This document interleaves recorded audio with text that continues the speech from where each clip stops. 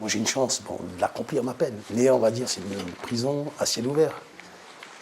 Les seuls barreaux dans la vie de Karim sont ceux de la cage des oiseaux des enfants.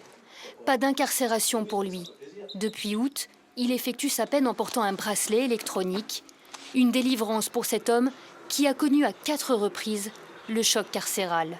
Même mes enfants ne sont pas perturbés. Ils n'ont pas besoin de prendre le bus et puis aller me voir en maison d'arrêt. Que par contre, une personne qui est incarcérée, qui est en prison, c'est vrai que c'est pas évident.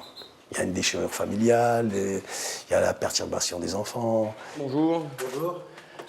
Plusieurs fois au cours de sa peine, Karim reçoit la visite d'un agent de l'administration pénitentiaire.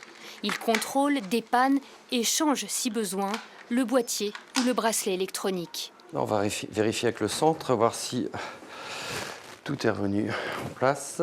Cet agent est en fait surveillant de prison. Mais contrairement à la détention, il entre dans les foyers, dans l'intimité des condamnés. La relation s'en trouve apaisée. Et au niveau de détention, on n'a pas le temps matériel de faire le relationnel, puisqu'il y a trop de personnes, on n'a pas assez de temps. Que là, c'est vrai que là, on a plus la possibilité de faire le côté relationnel, le côté social de notre fonction.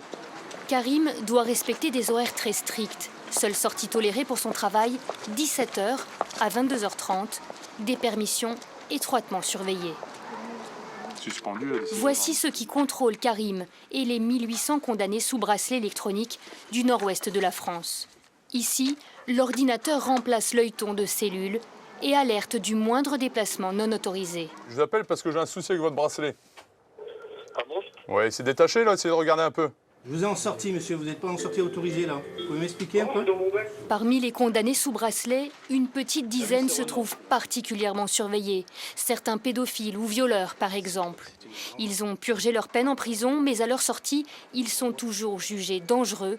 Leur bracelet est équipé d'un GPS qui les traque, minute par minute, 24 heures sur 24. Ces personnes-là ont des interdictions de secteur, ont des zones où ils n'ont pas le droit de s'approcher. Des écoles, des parcs, des centres commerciaux, enfin peu importe, ou des régions, même ne pas sortir d'une région. En un an, le recours au bracelet électronique a augmenté de 25%. On sait que le risque de récidive est considérablement amoindri lorsque la personne retourne le plus rapidement possible dans son milieu avec l'accompagnement de l'administration. Parce que lorsque la personne est en aménagement de peine, elle ne se retrouve pas livrée à elle-même. Karim paie aujourd'hui sa dette à la société tout en reconstruisant sa vie. Sans doute pour lui, la meilleure façon de ne pas replonger.